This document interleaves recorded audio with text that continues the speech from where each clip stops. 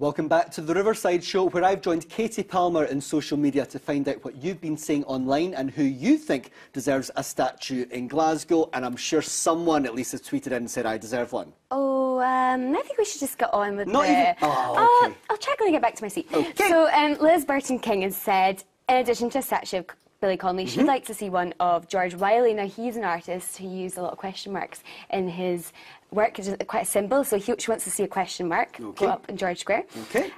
Kevin McDee said Brother Walford, who's quite well known across Glasgow as the founder of Celtic, which he set up Celtic to help the impoverished people of the East End.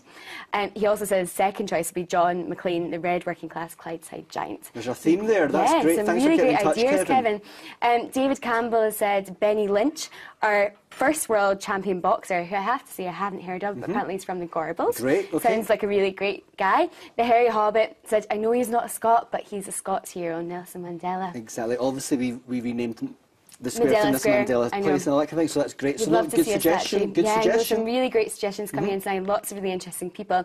Brian has said he'd like to see an ordinary Glaswegian picked at random. That would be me, Brian. Thanks very much for that. I like Brian McSee. Fair enough.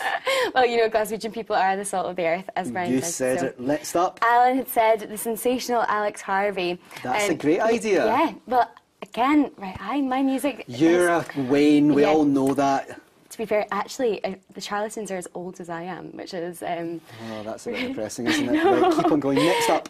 Stephanie Finn had said John Smeaton or Frankie Boyle.